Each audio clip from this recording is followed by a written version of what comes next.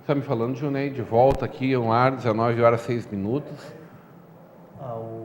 Para variar, né, o nosso programa ele fica ainda melhor no intervalo. Ainda melhor não, no intervalo as coisas não param, não terminam quando acaba. Geralmente os bastidores são assim, eles são bons. No momento que a gravação do juiz Moro pega a presidenta da República, e isso vai ser meio unânime no STF, ele deveria ter, não divulga e manda para o STF. No entanto, como ele avalia que ali tem um conjunto de informações que ele acha importante, inclusive feitas depois da hora que ele já havia mandado encerrar a investigação, ele resolve divulgar. Ou seja, o nosso amigo juiz camisa preta, ele resolve o que ele quer. Eu acho que o STF vai chamar ele de forma muito séria nas travas. Ele não está contribuindo, ele está insuflando nesse momento, e alguns acontecimentos que eu acho que não acontecer, mas se vierem a acontecer de algum tipo de violência, de enfrentamento na rua, tem um pouco da mão desse senhor que não está contribuindo. Como é que tu viu essa lista aí? Pois é, na verdade... Tu deve ter lido ela, bom, em primeiro lugar, né? Se tem alguma coisa que não é séria em tudo isso, são os apelidos, né? Pois é. Aquilo aí dá para se divertir, com todo respeito à nossa desgraça. Eu vi alguns colegas vereadores e aí fui dar uma olhada, assim, e até me chamou a atenção, tá, mas de quando essa lista tem a ver com o quê e tal, e aí o que eu entendi é que é uma lista das eleições de 2014, né?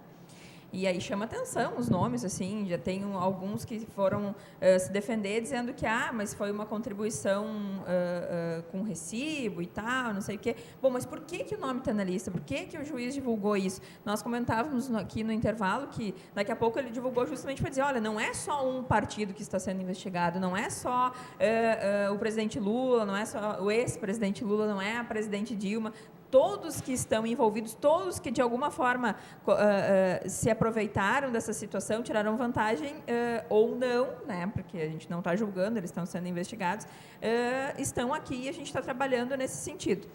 A questão da gravação, eu acho que a gente se apega se o juiz cometeu ou não, mas depois que saiu para a rua e o povo brasileiro ficou sabendo da verdade, eu, pelo menos, não quero saber se o juiz estava certo ou não. Eu fiquei muito indignada, porque, para mim, o golpe é o que a gente está sofrendo. Mas e se não for verdade, Patrícia? Mas só um pouquinho. No momento que a presidente Dilma nomeou o Lula como ministro, provou que é verdade.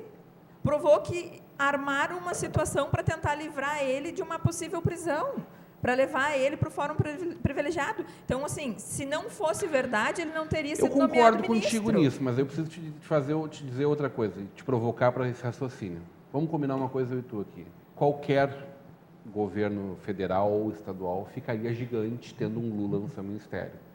E a dona Dilma está com o seu governo muito fragilizado. Mas e por que não ela teve não antes? Ganha muito também com isso? Mas daí, olha só, daí se porque eu quem tenho é contra ela já está contra ela igual, mas né? se eu tenho esse pensamento, os problemas da Dilma não começaram agora, os problemas da Dilma começaram um dia depois da reeleição dela. Não, antes da reeleição, né? Antes da reeleição. Então, assim, se tu pensa, bom, eu preciso mostrar para o povo brasileiro que a minha intenção é de colocar o Brasil no eixo, de resgatar aquilo que foi bom, porque aqui a gente não está dizendo que nada foi bom, não, teve muita coisa boa. Apesar de eu não concordar que o Bolsa Família tem que ser algo permanente e que ele tira as pessoas da miséria, porque tu tira da miséria quando dá condição da pessoa trabalhar, se erguer e do seu trabalho voltar a adquirir a sua dignidade. Não tu permanecer ela uma vida toda no Bolsa Família. Eu entendo que o Bolsa Família deve vir para tirar a pessoa daquele fundo do poço, mas quando ela erguer um pouquinho, ela tem que caminhar com as próprias pernas. Então, teve coisas boas sim, acho que se perdeu muito. A situação de abrir a investigação, acho que é também uma questão de mérito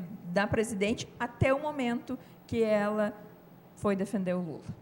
Se ela estava limpa, se ela estava no mesmo discurso de que, olha, nós deixamos a Polícia Federal investigar, nós queremos que todos que cometam corrupção sejam condenados, ela tinha que deixar, mesmo que ela chorasse vendo aquele que foi o criador dela sendo preso. Aí ela estaria para o povo brasileiro. Assim, ela provou que ela está para um partido e para um amigo. Esta é a minha opinião. O número de pessoas que estão indo nas ruas, nessas manifestações aí contra a Dilma, é maior que o número de votos que ela recebeu?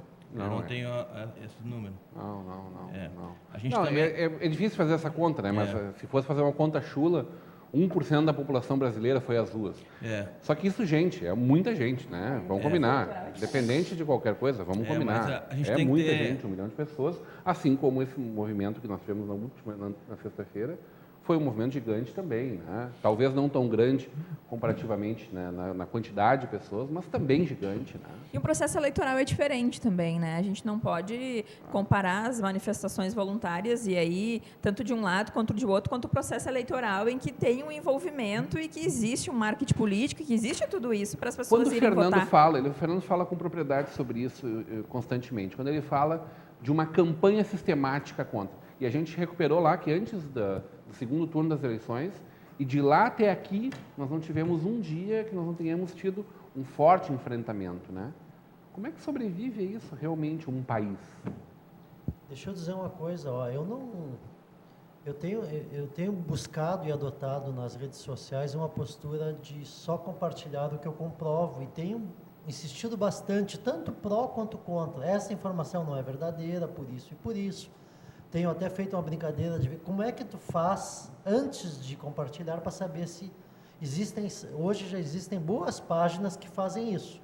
Páginas que caçam boatos e caçam os hoax, que são esses boatos e pegadinhas eletrônicas. Tem no mínimo duas que é interessante, o pessoal que está nos ouvindo, o pessoal que gosta da internet. Tem o boatos.org e tem o eFarsas. Os dois fazem isso. E falam de política também. Não, e como nesse momento eles falam de tudo, mas eles falam também de política. E aí, tanto para um lado quanto para o outro, eles desmentem. A maioria dessas notícias que o pessoal sai compartilhando nas redes sociais, elas não são verdadeiras. Mas será que as Tem pessoas que muito compartilham boato. estão preocupadas com isso, realmente? Na verdade, eu acho que sim, Rodrigo, porque não é só o Sabe que eu acho que compartilhar não, né? do Facebook, Sabe que eu acho que é maldade mesmo. É ódio. mas o povo brasileiro está sentindo na carne, Eu pelo acho que amor o de brasileiro Deus. já condenou ou já Mas olha o absolveu, desemprego, né? tu vai no supermercado a cada semana, os produtos não param Mas de o subir, desemprego, tu ele tá é o desemprego de sentindo hoje. 2012, né? A gente Não, viveu isso não, muito não. pior lá em Não, mas, 98. Patrícia, eu não estou falando só de política e de economia. Eu estou falando que existe, talvez isso tenha a ver com fazer com que as redes sociais tenham um grande movimento. Existem pessoas, existem grupos que trabalham com isso, e trabalhavam antes da política. Por exemplo, o artista famoso que morreu. Uma das notícias mais compartilhadas é a morte do Sérgio Malandro, que já morreu umas 8 vezes o Sérgio Malandro. E tem remédios para cura. O bicarbonato curando câncer, ervas curando câncer, isso tem milhões de compartilhamentos e não tem base nenhuma. Inclusive, tem mortes por causa disso, porque as pessoas param de fazer o tratamento e passam a usar a chamada droga, a droga da moda. Vamos falar de uma coisa que é de verdade aqui, que é o nosso Dia Mundial da Água. Gente, dia 22, né, na terça-feira, foi o Dia Mundial da Água. E eu tomei um puxão de orelha por não dar uma palavrinha sobre isso aqui. Graças a Deus, não do nosso parceiro Comusa, mas vamos fazer essa reverência agora nesse momento, porque buscam tratar de uma forma muito séria esse tema, que não é brincadeira, né?